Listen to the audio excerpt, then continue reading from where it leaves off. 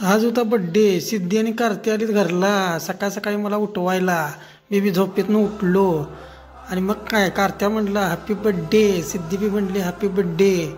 मी म्हटलं जरा थांबा. मी आलोच तुम्हाला जाऊन 2 चॉकलेट गेलो आणि 2 घरातनं चॉकलेट घेऊन आलो. चॉकलेट बघून खुश झाली. त्यांना म्हटलं की जायचं नाही संध्याकाळी जायचं, जेवणाचा पण कार्यक्रम आहे, जेवायला पण यायचं, केक बिन कापणार आहे. बरं म्हटली ती येतो. मग इकडं काय पोरांनी डेकोरेशन एकदम मस्तपैकी करूनच घेतलेलं होतं. हे फुगं बिगं लावलेलंच होतं. लाल पांढरं फुगं बघून तर मला काय एकदम भारीच वाटलं. कलर तर चॉईस माझीच होती. लाईटीचा पेट बघून तर एक नंबरच वाटलं. कशी वाटली लाईटिंग. हे कोल्हापूरचा ना काय हो, बड्डे आहे भावाचा, जगत चालाय जाऱ्या गावाचा. मग काय पटका बिटका तिने नेसवला आणि कुर्ता घातला कोल्हापुरी एकदम स्टाईल. आणि मग काय बायको लागले सेल्फ्या घ्यायला. लाईटीच्या उजेडात तर सेल्फ्या भारी येत होत्या. सगळं नवीनच डेकोरेशन केलं. मग काय त्यात पोरगी या लागली मध्ये तिला पण म्हटलं तू पण ये. मग तिनं पण 2-3 सेल्फ्या काढल्यात. सेल्फ्या एकदम एक नंबर वाटलं. लोकेशन कसं एक नंबर झालेलं एकदम चकचकीत. मग म्हटलं जर आता दमलो जाऊन खुर्चीवर बसतो. मग खुर्चीवर जाऊन बसलो. मग खुर्चीवरून पण सेल्फ्या काढल्या. सेल्फ्या काढताना काही दमानतच झालतीत. ही माणसं बाकी सगळी दमलेली ताटकालेलीत कवा एकदा केक कापतोय म्हणून. इथं काही सेल्फ्या माझ्या आला कमरेला बाक. मग काय केक 2 आणून पुढ्यात ठेवलं आणि पहिला आली पोरगीला म्हटलं आवर ओवळ लवकर ओवळ आणि पड माझ्या पाया. तिनं पण मला ओवळलं पड दिशानं आणि पडली माझ्या पाया. मग काय तिनं पण खडीसाखर दिली मला. तिला म्हटलं पड पाया. मग तिनं पण काय पाया पडली. तिला आयुष्यमान होऊ म्हटलं. मग काय एकदम डेकोरेशन पोराने एकदम जबरदस्त केलं. लाईटीचा तर इफेक्ट कसा दिसतोय बघा फुग्यावर. एकदम एक नंबर.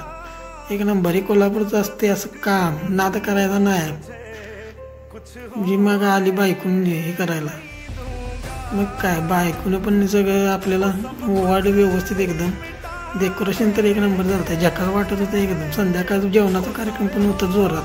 सगळ्या पोरांनी सांगितलं जायचं नाही कोणी जेवल्याशिवाय.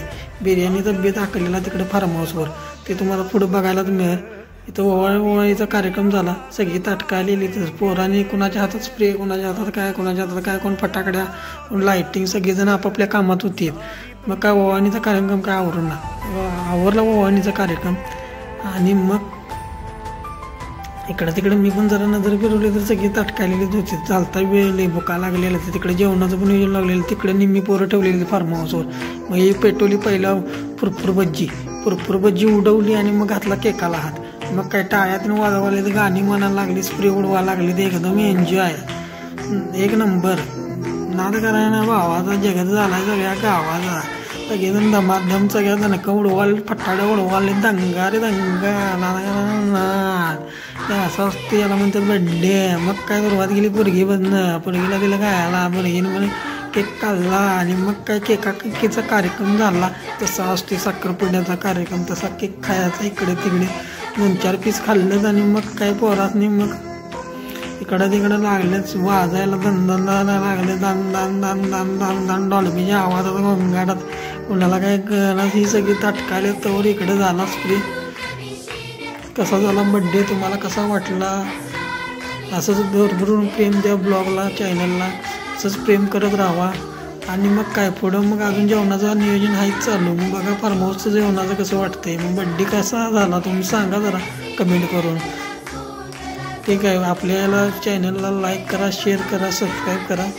आम्ही कमेंट करून सांगा. हे बंट्याला व्हिडिओ काय जमत नाही, बंट्याला फोटो काढायला काय जमत नाही, याचं स्लो मोशन. मग इथं दणका ऑर्डर राहिलेला बघून म्हटलं कशाला ठेवायचं आणि उडवून टाकायचं, पुढून टाकायचं.